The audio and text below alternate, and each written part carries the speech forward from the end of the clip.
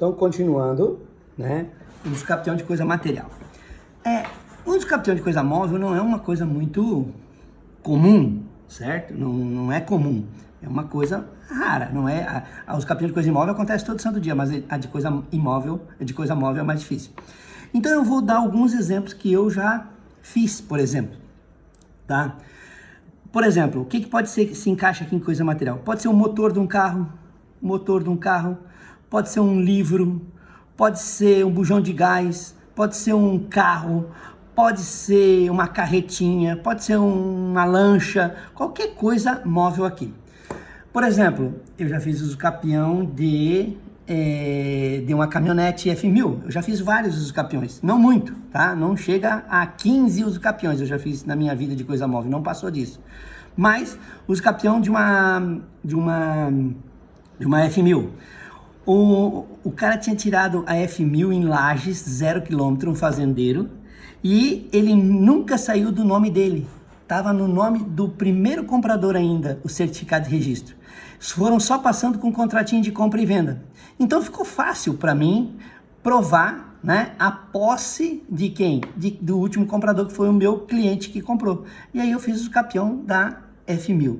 Eu fiz o capião já do motor de uma Toyota Bandeirantes, certo? O cara comprou pela internet uma Toyota Bandeirantes e ficou com a Toyota Bandeirantes 8 anos. Quando ele foi vender, ele viu que tinha um gravame no motor da Toyota Bandeirantes. E aí não teve outra saída, eu tive que entrar com uma ação de uso capião do motor. E na própria ação eu fiz uma calção, porque senão a caminhonete ia ficar preso, a caminhonetinha Bandeirante ia ficar preso vários anos. A gente fez uma calção fidejussória, né? E o juiz liberou na época, e aí a gente pôde vender a Toyota Bandeirantes. E aí o uso capião saiu lá anos depois, também favorável. Enfim, uso capião de coisa móvel é bem normal de se fazer. Só não é tão comum, é mais raro, né? Beleza? Então agora eu vou explicar para vocês o uso capião de coisa imaterial. Eu vou virar aqui do outro lado para explicar isso aí. Eu vou contar uma historinha para vocês que hoje não faz muito sentido, mas na época fazia sentido. Antes, cada estado tinha uma concessionária de telefone. Então aqui em Santa Catarina era a Celesc, né? Então tá aqui a Celesc.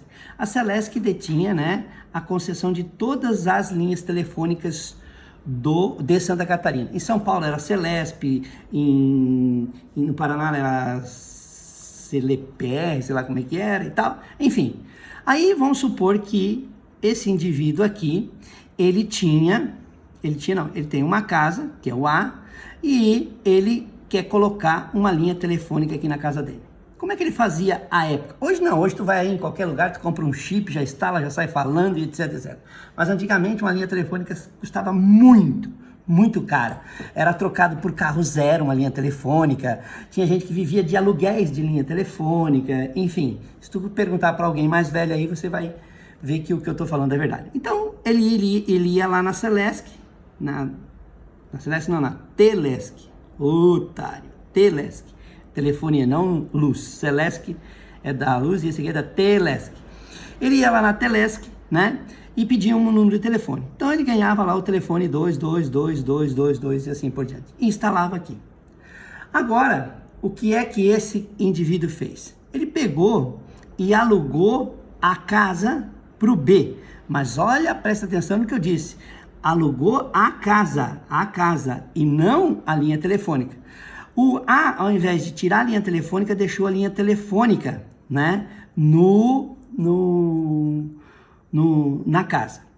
Entre a Telesc e A, no início da discussão, as primeiras discussões entre a Telesc e A era se era um contrato ou se o A tinha um direito real de uso da linha telefônica. Os tribunais decidiram que, sobre uma linha telefônica, você tem o direito real de uso da linha telefônica, ok? Beleza.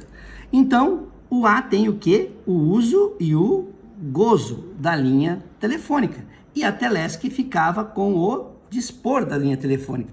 Esse era um posseiro indireto e esse era o posseiro direto da linha telefônica, ok? Vamos continuar no outro vídeo isso aí.